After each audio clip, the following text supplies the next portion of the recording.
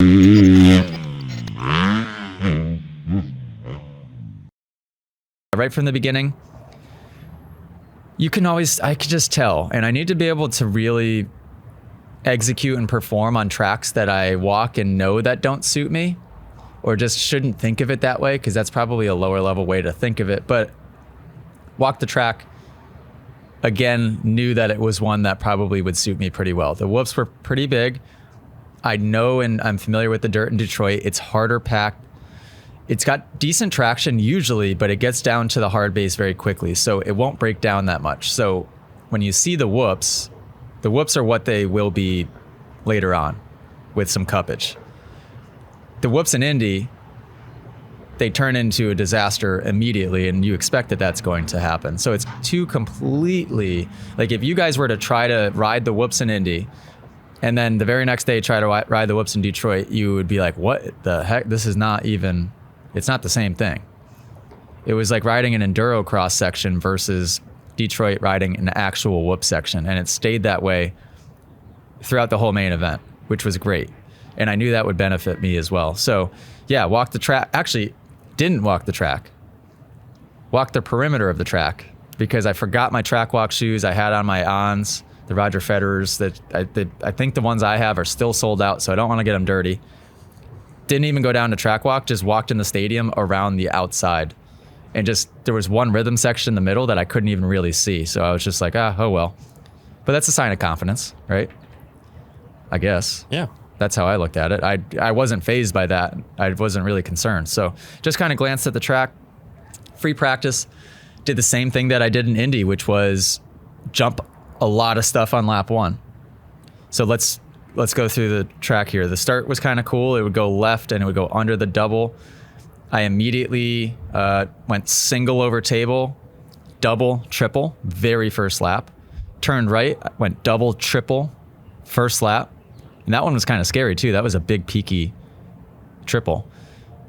Turn right, on off, turn right, skim the Dragon's back, jump the finish line first lap, skim the whoops first lap, jump that double across start first lap.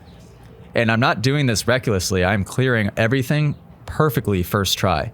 So what that does, and I don't recommend this for most people, I always say take that lap, whether you've ridden the track 0 times like I do in this situation, or ride the track 1,000,000 times, take a lap. The only reason I'm able to do this is because it's a professionally built track, and you know that it's like everything is spec'd to perfection, so you know it's safe. Don't go to your local track and try that, because you never know if there's a freaking cow walking across the track. There could be a giant rock where you didn't expect there to be one. They could have changed the track and you don't know. There's a million variables. Take your slow lap, keep the wheels in the ground, at least for one lap, no matter what. But this situation's definitely the exception to that. So jump everything first lap, clear it perfect, and that just gives you an instant confidence boost. I'm like, oh yeah, we got it. It just, because if you don't do that, the race bike feels quite different than my practice bike at this point. Quite different. So if I were to go out there and roll around, I'd start thinking about all the things that feel different. Ooh, my triple clamps feel a little stiffer than my practice ones. Wow, this frame feels really tight. Ooh, these tires hook up like crazy because they're brand new. This bike's a heck of a lot faster than my practice bike. Oh, these grips are brand new, not like the worn ones on my practice bike that Jet gave me 4 months ago. You know, like if you start going fast right away, you immediately don't think about that stuff. And I think that's really helpful as well. Free practice. So let me butt I went in. fast also. Yep. We showed up and we're in Group B again. Oh yeah. And we're we're like like, that part. huh? Like, but tell me about that. Tell me about how that's determined and what that means for us. So there's 3 groups in practice. You have Group A, Group B, and Group C. Group A is determined, I believe it must be determined by top 20 in points. If they don't have all the guys from top 20 in points, then they start selecting guys based on the lap times from the previous weekend. I'm pretty sure. It seems as though they almost just kind of do what they want. But I've been in B group the last 2 or 3 rounds, all of which these rounds I showed up expecting to be put into A, because I'm making these mains consistently. I think I've only missed 2, at this point, and I've made all the others. So, and my qualifying times are always quite good, like top 15 at the worst. The last 2 rounds I've been top 8. So yeah, I go, Dan, what group? Expecting he's going to say A, and he goes, Group B again. I'm like, oh, all right, cool. Because what that means is we actually go out the moto or the session right before Group A, which makes a little bit of a difference. You get a slightly smoother track. You also get a chance to be at the top of the board, which I think helps with confidence a little bit as well. Like putting in a good lap and looking up at that tower in the middle where it says the top 5 riders' names, like lit up in color, and your name pops to the top of that. That feels good. It's nice. So yeah, got put in Group B, wasn't mad about it. I'm going to keep asking to get, and you also have an opportunity to get more TV time on Race Day Live, which is never a bad thing. I don't know how many people watch that, but it seems like quite a few do. So, yep, Group B, went out with some confidence, free practice. Again, I talked about this last weekend. I did a pretty fast lap just to set the tone for the day. Did my fast lap, I'm pretty sure the one lap where I did the mic'd up. Oh, really? Which, yeah, I think so. Nice. I think that's where my lap came from, which is cool to think that I was able to throw down a pretty competitive lap time while talking the whole time. It's not easy. It's hard. It's really hard to multitask in that sense. Finish my lap, go into the plywood, and immediately it was like a slip and slide. Like there was not even, I went to the ground quicker than you can even imagine. And then I was just sliding on my butt as my bike was sliding away from me. So that video was epic. Perfect. I will never get a mic'd up lap that good again, I don't think. Yeah. First qualifier, can't for the life of me remember what happened. So remind me. First qualifier, P1. But the track was pretty slow. So that's the thing at some of these rounds is you just always have to remember that just about the worst condition you see the track all day is, the last few laps of the main event maybe, and that's that first time qualifier. And you have to be careful. And I always remind guys with less experience about this, don't ride desperate in that first time qualifier if you think there's parts of the track that are a little hairy. So don't send it in the whoops if it's not necessary. Just put a lap down, but don't kill yourself trying to put a lap down. So that's kind of what I did. I was still P1, but my time wasn't spectacular, although I say that, and I think I was pretty sure I was over a second faster than second place in B group. I think I was top 10 overall. Felt good. Just one of those days again where the riding, everything's starting to come together. Arm pump was very controllable, wasn't getting super tired, was skimming the whoops really well. Just felt loose and felt good. Second time qualifier, they redid the whole track and they redid the whoops, which I was bummed about. But then again, it doesn't really matter. All it does is make the times usually a little tighter when they do that. I come around first lap in second time qualifier and skim the whoops like they were a straightaway. I'm like, oh boy, okay, well, what that means is you're probably going to have quite a few guys going pretty fast through these things. But they got cupped out pretty quick. I still was able to be P1 in that qualifier by a pretty significant margin, I believe. And I think it put me second overall going into A group for their last session. And then I got bumped down slowly by the end of that practice. I think I got bumped to fourth. Then I got bumped to sixth. And then with a couple laps left, Blos and Deegan got by me. And I ended up eighth, I think. So faster than Anstey. Like I'm definitely competitive in these time practices at this point for the most part, which is cool. I know it's only one lap, but it's still a cool thing to accomplish. It's fun. Again, it was another situation of me being out there and being excited about riding the track when the checkered flag came out. I wanted to keep staying out there and doing more. So you can't get better than that. If you're enjoying riding and you want to stay out there when the checkered flag comes out, that's the ideal situation. So let's see. Yeah, P8, which again, P8 is actually pretty good. That's good. It's fast. Pretty good. Definitely the first privateer bike. And yeah, if you're qualifying top 10, that's certainly no joke. I haven't done that in a while, and I did it back-to-back weekends now. That's awesome. I haven't even really reflected on that until now. And then going into the night show, I wasn't really that nervous. When you qualify that well, you end up having a really good gate pick in the heat race. And then what that does is that gives me peace of mind in knowing that even if I mess up the launch out of the gate when that gate drops, you still have a pretty good chance of coming around the first turn looking pretty good, because you can situate yourself with all the top 10 qualifiers on that start, and then you kind of end up in the flow of them. It's almost like a group of fish going around the first turn. Like, you're in that mix, where all the other guys that qualified 15th to 40th, they all have the crappy gate picks on the outside. They end up in their group. Even if you get a good start out of that group, it's very unlikely that you end up in that inside group. It's hard.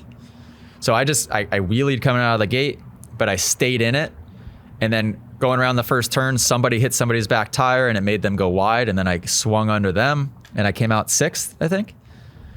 So that was good. And then first lap, get to the whoops, and I'm like, whoa, these things, they rebuilt them again, but they rebuilt them steeper than what they were all day, which I'm fine with that, made it more difficult. But that was my first thought was, oh boy, these things are steep. They're still pretty big. We're going to have some chaos in these whoops right about now. So I survived the first lap in the whoops. And then I kind of, because of that thought, went into conservative riding mode a little bit too much. I needed to, looking back and reflecting on that race, I really needed to push a little harder those first couple of laps. I think lap 3 or whatever lap it was that Jordan Smith and Deegan had their incident and he crashed on the face of that double. When he got up at the worst possible time for me, and he rolled across the landing of the double, going completely sideways across the track. So I had to roll it. And when I did, I like half jumped it, thought I was going to get landed on, swerved to the right side of the track, and then had to roll the double going across the start straight, which, geez, I think by lap time on that lap, I lost like 3 seconds. So 3 or 4 guys jumped over my head. And I actually went out of qualifying position, I think, at that point. But kept riding solid, skimming the whoops, not super fast, but consistent, and passed maybe 1 or 2 guys. And then I think Jordan Smith crashing. Yeah, Jordan Smith didn't make it out of that heat. Him crashing it ultimately gave me that transfer spot. Straight out of the heat again. Dang, does it feel good to qualify straight out of the heat. Holy cow. Especially being 250 heat 1, you have what feels like to be an eternity before you have to go back out. Well, after the heat race was, like, I had complete and utter confidence that we could do it again, right? Yeah. And go through the heat race. Yeah. But I know how races work. You get a bad start, there's no shot. Like if you fell in the first corner, it's over, right? We're not making it through the heat. There's just so many variables that could happen. And we go through again, and I'm just like, holy cow. Like, that is sick. And I think the most encouraging part was when we all got back to the pit, you had a smile on your face, and you weren't dead. Main event, horrible start, probably. Can't really remember. But sort of, I think I cut to the inside. The signature AJ Cat move where I just let everybody go and dive to the inside and pass 5 to 7 guys. I think I did that. And then just clicked off laps and rode solid. Skimmed the whoops every lap where a lot of guys around me were having to drop in and double them. I could have skimmed the whoops faster, yes, but I was definitely around guys that were doing a bit of swerving in the whoops. So once I got some clear track, then I really started clicking off laps. My lap time stayed pretty consistent all the way through. My most consistent main event easily since 2016. So that's a long time ago. 6 or 7 years since I've circulated a main event like that. What I was really proud of is when I got lapped. I only got lapped by 4 people. Hunter, Thrasher, Deegan, J-Mart. When I got lapped by those 4 people, the only person I really slowed up for was Hunter. And that was, we got strict instructions before the race started. Shout out driver Jamie. Sorry, yes. We're 53 minutes into this podcast before I give you a shout out. He told me before that main event went out is he said, the only bike you let by is the 96 in this main event. He goes, if anybody else is lapping you, you do not let them by. You just do what you just hold your line. They'll find a way around you. And I kept that in my head. So I was like, okay, I might not do it that literally. I might move a little bit, but I'm going to keep going. I'm just going to keep going. This track was a lot easier to do that than Indy. Indy was scary because it was so rutted that I would be afraid when I was getting lapped that I would try to hold my line and then just cross rut and swerve into somebody. So that's a different fear altogether. But I kept it moving. Like Thrasher came by, barely moved. Deegan came by, barely moved. So it didn't affect my laps too much on those laps that I was getting passed by them. And then at the end, with 5 minutes to go, I remember looking up at because at this point, I'm by myself. There was nobody in front of me. There was nobody behind me. And I was pretty tired. I saw the pit board, P17 or P16. And then I saw the 5 minutes left on the tower. I'm like, okay, just keep riding consistent. But then what I started to do is I turned around and I saw Blos and Vial were in a battle for 5th. And they were one straightaway behind me. And I kept them one straightaway behind me for the last 5 minutes. They really didn't reel me in a ton, it felt like, until that very last lap when I just wanted to just get to the finish line. But I was proud of that too. I just used them as a gauge, and instead of I was just made a game out of it. I'm like, okay, I'm not going to let those guys catch me. And it made me focus on my marks and hitting my corners with some aggression, continuing to hit the whoops with a little bit of aggression. I got really sketchy one lap in the whoops when I was all by myself. But other than that, that felt really good. That felt really, really good. I was proud of that one. If you guys enjoyed this podcast clip and you want to listen to full episodes, go download them. Spotify, Apple Podcasts, and I think that's it. Go download them there. Give them a listen. If you want to watch full episodes, which I tell you what, it's even better to do that, go to club.themotoacademy.com because Moto Academy subscribers inside of the app have exclusive access to watch the entire episodes. And not only that, the subscribers actually can send in their questions to be answered on the podcast as well. Club.themotoacademy.com. Go subscribe.